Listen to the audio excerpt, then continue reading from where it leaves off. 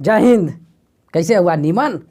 तो हाँ, एक भोजपुरी गाना भी हम देख ली है, लौंग लाची गाना तो याद होई। हाँ, वो पंजाबी मशहूर गाना जो 1 बिलियन क्रॉस के लिए रहल, एमी वीर का नीरू बाजवा वाला। तो वह गाना का टी सीरीज भोजपुरी वर्जन लेकर आ रहा है, और लेके आल है के साथे?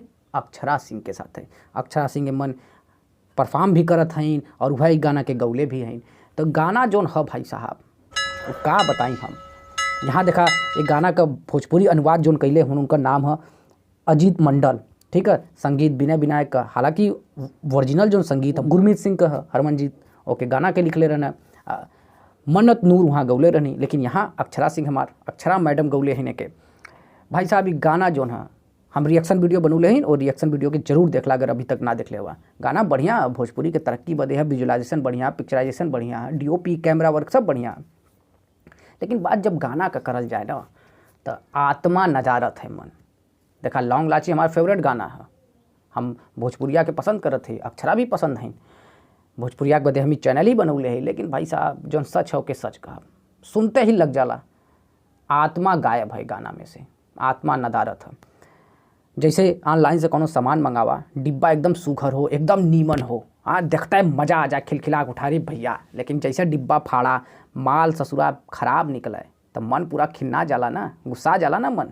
वैसे ही हमरे साथे बैल कल भाई लौंग लाची है, देखे में स्टार्टिंग शुरू लगत था, लेकिन जब सुनली ना, अरे के फुल वैल्यू में सुनबा ना, तो कान झन्ना जैसे ससुरा, एकदम ओवर द लाउड है यार। और अक्षरा मैडम ऑटो ट्यून में गौले ही यहाँ, ऑटो ट्यून पता नहीं, एक तो ससुरा सारा भोजपुरिया गायकन के सुना ना, तो एक्का जैसन आवाज़ लगे हाँ, एक्का जैसन आवाज़ लगे। हम सबके ना कहती, कुछ लोग के छोड़ के, लेकिन अभी नायकन के सुना तो एक्का मतलब, और सब ऑटो ट्यून पे गावत है। देखे लाइक अच्छा है, आँख से के बदे बढ़िया है, ठीक है, बुरा अर्थ मत लिया। देखे में नीमन है, लेकिन सुने में थोड़ा खराब है। अब देखा विशुद्ध रूप से पैसा का खेला है। अक्षरा मैडम अपने टीम के साथ एक गाना के बनौले हुई हैं, टी सीरीज़ के दिले हुई हैं, टी सीरीज़ भी पैसा ले हुई मोटा, हाँ, फिर अपने पब्लिश कर दिले। 3 घंटा में लगभग 4 लाख लोग एक देख चुकल हुआ। देखिए टी सीरीज़ के बाद भाई मिलियन सब्सक्राइबर हुआ, तो देखबा करिए ज़्यादा से ज़्यादा लोग जइए। अब मैडम एक का बना के रख दिले हुआ, खुदे नाचत हो, खुदे एक्ट्रेस बनल हुआ, खुदे गावत हो, सब कुछ खुदे कर लेत हो, तो खुदे इंस्टाग्राम पे के बजा दिले हो तू। टी सीरीज़ के पजरे गईले के का जरूरत रहा? टी सीरीज़ के पजरे गईलू, अब इतना लोग एके देखिए, लाखन लोग एके देखिए, और का कहिए ये कौन 2 कौड़ी के गायिका है भैया, ये ऑटो ट्यून पे गावत है। जे भी संगीत के समझत बूझत है ना, वो तुरंत तपाक से समझ जाए कि मशीनी आवाज़ है, कोई जेन्यून रा आवाज़ ना है, कोई रियल वॉइस ना है। उमन ऑटो ट्यून पिरूले के का जरूरत है मैडम? से बचा, वो बड़का गाना है, ओकर कमाई तो पॉपुलर होकर खाए बदे आ गेलू है। पैसा लगा के तू बनौलो हुई गाना हम जानत थे, टी सीरीज नहीं बनौलो, ओके पैसा मिलल, वो छाप देला। भोजपुरिया मान सम्मान बढ़ावा, बढ़िया चीज़ लेके जा, देखे में अच्छा हो, सुनाव में भी अच्छा बना।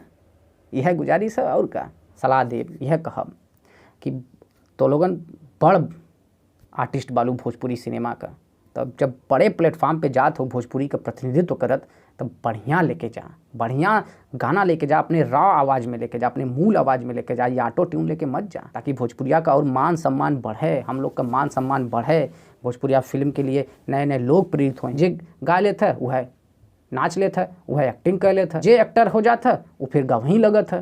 तो ऐसे बचा, एक का चीज़ करा और ढंग से करा, ठीक है। अगर ऑटो ट्यून ना रह, अपने आवाज़ में गौले रहती अक्षरा मैडम, तो हम बहुत पसंद करी, बहुत अप्रिसिएट करी।